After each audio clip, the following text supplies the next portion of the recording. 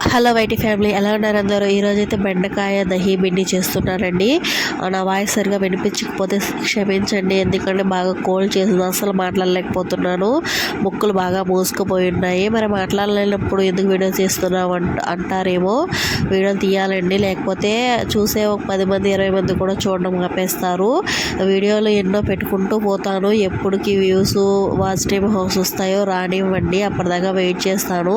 నాకు ఓపిక చాలా తక్కువ, కానీ ఎందుకో యూట్యూబ్లో ఓపిక తెచ్చుకొని మరీ వాయిస్ ఓవర్ ఇస్తూ వీడియోలు తీసుకుంటూ ఉన్నాను. టైం లేకపోయినా ఎంత కష్టమైనా ఎప్పటికో ఒకప్పుడు సక్సెస్ సాధిస్తాము అని.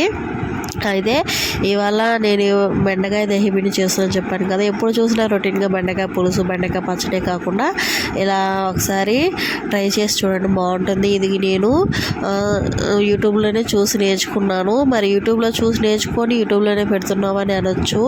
మరి ఎక్కడో ఒకక్కడ నేర్చుకోవాలి కదండి మనకి రాని విషయాలు. ఇప్పుడు మనం ఎలాంటి కర్రీ చేసినా మా అమ్మ చెప్పిందో ఇంకా పక్కింటి వాళ్ళు, ఎదురింటి వాళ్ళు, ఆంటీ వాళ్ళు చెప్పారో అని చెప్తాము. మరి అది కూడా కాపీయే కదా. మనం ఏదైనా నేర్చుకోవాలి అనుకున్నప్పుడు ఎవరో ఒకరు చెప్పాలి, మనకే రాదు కదండి. అందరూ అంతే.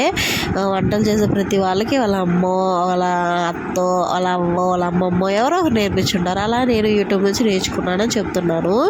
అలా వీడియో చూస్తూ ఉంటే అప్పుడు సంగీత గారి, అంటే సరదా సంగీత గారి వీడియో ఇలా చూశానన్నమాట. చాలా సింపుల్గా చెప్పారు. నాకు ఇంకా చేయాలనిపించి వెంటనే చేసేసాను.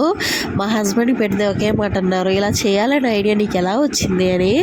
ఏమో నేనే థింక్ చేశాను, నేను అబద్ధం చెప్పాను, మళ్ళీ చెప్పేశాను. యూట్యూబ్లో చూశాను, చేయాలనిపించింది చేశాను అని చెప్పాను. అయితే టేస్ట్ అయితే బాగా వచ్చిందండి, వెరైటీగా ఉంది. పెరుగు వేస్ట్ చేసుకోతే ఇంకా మీ ఇంట్లో కూడా తప్పకుండా ట్రై చేయండి. వీడియో నచ్చితే లైక్ చేయండి. Bye bye friends.